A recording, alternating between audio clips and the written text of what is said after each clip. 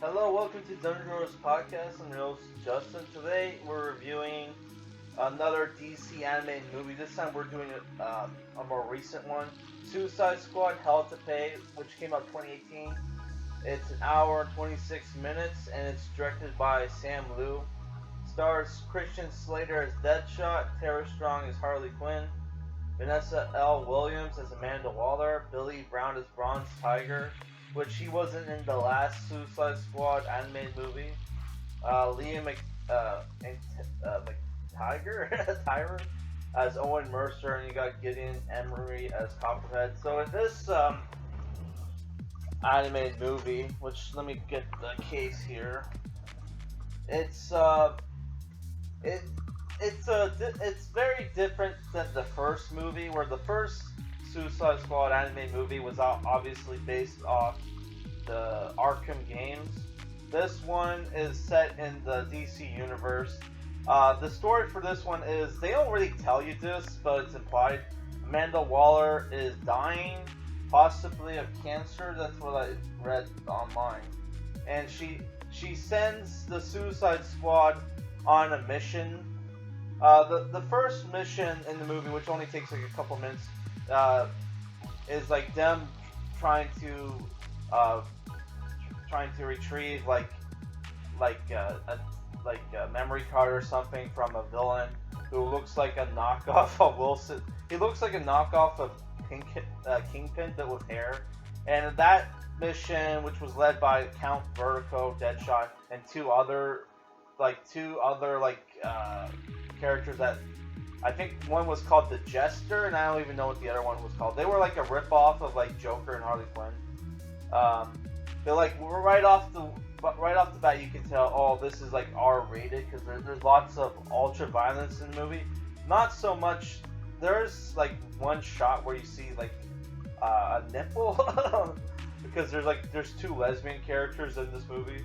But yeah, like the beginning, like the mission in the beginning of the film is just to root out some traitors in the Suicide Squad,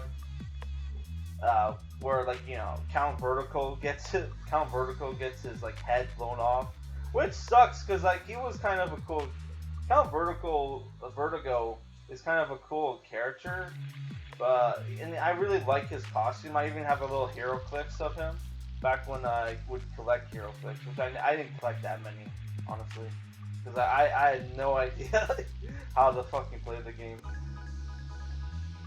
Right, so like after that, they get called back. Amanda Waller sends the team on a mission to retrieve this item, which is a get out of hell free card, where if you die while holding it, you get sent straight to heaven. And Amanda Waller wants this for some fucking reason. Right, it's like a self-confession, implied self-confession, that even she knows that she's a fucking bitch. Nobody likes her, right? But like, there's two other parties after this card, which the card belonged to. Just let me pause for a sec.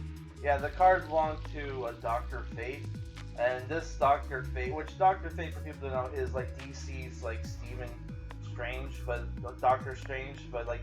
What's different about Dr. Fate is that he's basically like a magician whose soul is trapped in like a helmet. So there's like multiple Dr. Fates. Like one of them is like the son of Hawkman and Hawkgirl, Hank Hall, and I forget like Hawkgirl's name. It's like Shire or something, right? Where Dr. Fate does have a cameo in the movie, but like, you know, he's a different Dr. Fate. The other two parties are after this card that our Suicide Squad has to compete with, which our Suicide Squad lineup is Deadshot, Killer Frost, Captain Boomerang, Harley Quinn, Copperhead, and Bronze Tiger, right? Which Bronze Tiger was one of the original members of the John Stranger Suicide Squad, where this movie is obviously based on that Suicide Squad. The original Suicide Squad was like an 80s, like, not 80s, sorry. it was like a World War II comic from like the 50s, I think, right? And the other two teams that they have to fight against is Vandal Savage and his like lesbian daughter Scandal Savage, and like her girlfriend who is from Apocalypse. I can't remember her name. I think they said her name was Knockout, and I think she's in the new Suicide Squad movie, the one that's coming out. Or like I think that's her, or it could be like Mogul chick. I don't know. And the other team is Zoom or Reverse Flash, whatever his name is. That's the thing where Zoom and like Reverse Flash have similar costumes. So like I think they call him Zoom. I'm not entirely sure. And then there's like a plot twist in the movie where it turns out that Zoom is the same Zoom from my favorite DC animated movie, Flashpoint, where like if people don't know, at the end of Flashpoint, he gets shot in the head by Thomas Wayne Batman, which Thomas Wayne Batman in the anime movie carries guns. In the comic book, he didn't, but he's still brutal Batman. Which I have the Flashpoint comic book and movie. If you guys want me to review those, I can. So like yeah, that was a really cool like reveal. It turns out like he's like he trapped when he got shot. As he was getting shot in the head, he traveled back in time, right? And is trying to get the Get Out Hell 3 card, which is it also they revealed that Vandal Savage is immortal, but he doesn't he can still be killed, which I thought one of his powers was that he had a healing factor or something, but no, he can be killed, which he dies in this movie, right? So overall, I really liked the movie. There's like a cool like road trip aspect of the movie because like what doesn't make sense is that they don't get any transport or like help from the movie, from the military or whatever, Amanda Waller's team. So they have to go after the bad guys and travel the country in like an RV, and then at the end of the movie, like Waller's like team of commandos show up to help. It's like, wow. So like you can like get, so it's like what was up with that? Was that just like you were just being like an asshole about it, or like still then they couldn't get help, and then now you're sending in help in the last minute? Okay, that was a little dumb. Right, but overall, I don't know. I thought the voice acting was okay. Was not a fan of Boomer's voice actor, which I don't even know who it was. Like I looked up the cast on Google, and they're not showing me who's Boomer's voice actor was.